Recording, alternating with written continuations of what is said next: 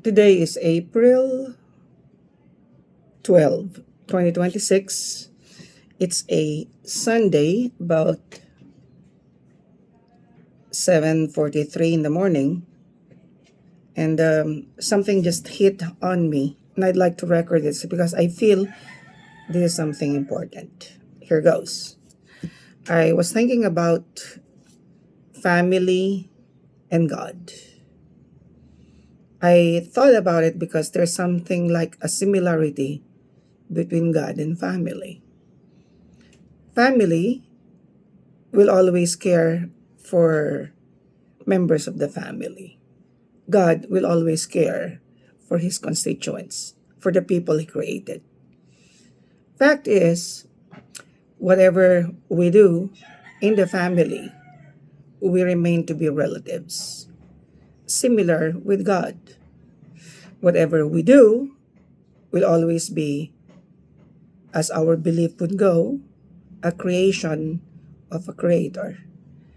And because of that fact, because of that tie up, even if it is just a belief, which most people do believe in, it somehow sets the development of how we ought to relate with each other. And that's the most important thing in this video.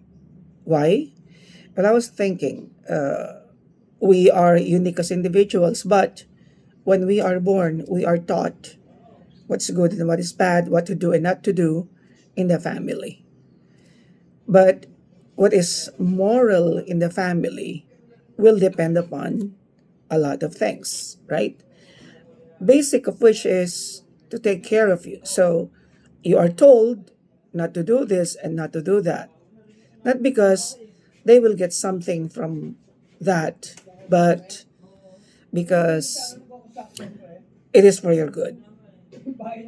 And therefore, it is also true with God as our faith would go. However, we don't stay within the family. And likewise, we don't stay within, the love of God. We need to go out and meet people. And what for? We need to learn on our own to become independent, to work on our own, to stand on our own 2 feet. And to do that, we need to learn certain set of skills, social skills most especially. And this is where this talk is focusing on. Uh, we get to socialize when we were young by doing some play. And in a game, we both enjoy with our playmates what we do, right? Sometimes in a game, we might hurt each other's feelings, or we might even hurt each other if it is a physical game. But notwithstanding, unless it goes beyond something like in a normal game, we end up remaining as friends. And we remain to be a child. However, we don't stay to be a child. We grow to become adolescents, and as such, we get more independence to do things on our own, choose our friends, and sometimes not tell our parents things that we are afraid might run in conflict with what they taught us. Like, for example, if our parents would tell us, do not enter into a love relationship until you're 18 years old, and somebody is courting you, or you fell in love, or you had a crush with a girl, you wouldn't want to tell your parents about it. Especially if you already have a relationship and you're being invited for a date and you're not allowed by your parents to do so, and it's something that you're going to hide, correct? Stuff like taking alcohol, smoking cigars, doing some stuff like for adults only or restricted is something that we hide. And this goes on to the next step. We don't tell other people who we really are, right? We only show people uh, what's good about us. And that's normal. That's perfectly normal. But in the course of expanding our interdependence, our need for others, we normally choose people who we could be friends with. But the friendship is not that deep. Meaning to say, I will not risk everything, what I have, who I am, for you. I might be able to help you at certain times, but not all the time. And here it goes back to the family.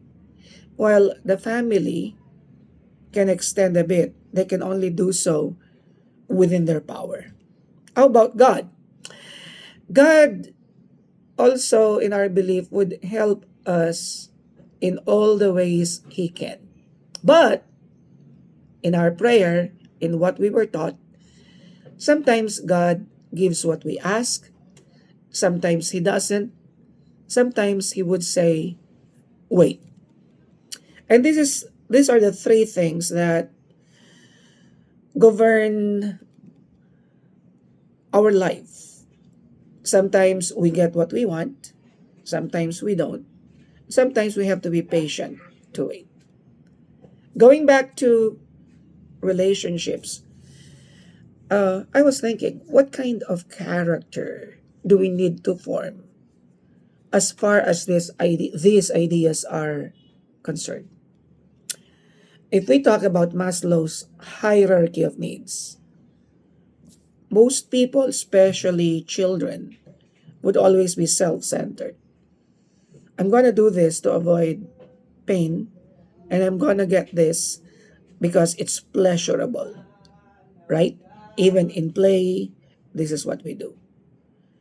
Even in being a teenager or an adolescent, we try to be and do what others do because we want to be in the group and not outside of the group. So even if we don't like what they are doing, we follow it. And this is reflected not only with our group mates, it's reflected in almost all the institutions, right? In school, there are rules and regulations. Even if you don't like to wear the uniform, you have to wear the uniform. In at work, in your job, you're asked to follow certain rules. In the community, you have to follow rules in traffic, payment of taxes, a lot of those stuff. So basically, this is something that all people need to learn. And in the process of learning what we ought to do and not to do, we develop our moral fiber.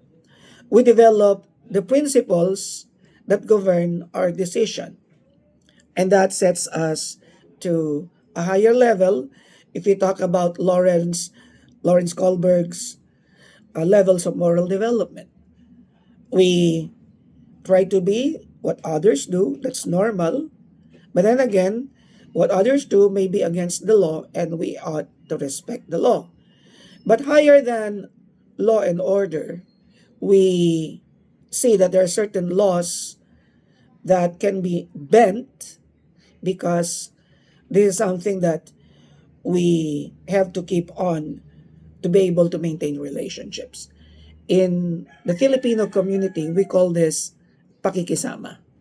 So, like in my case, uh, as per law, there should be no parking uh, in the right of way. But people are parking, and that's a part of what we have become used to. In the sidewalks, if people are selling their wares on an illegal ground, like a sidewalk, which is supposed to be by law clear of things, out of pakikisama, we don't turn them away. Especially if we know that that is their only means of livelihood.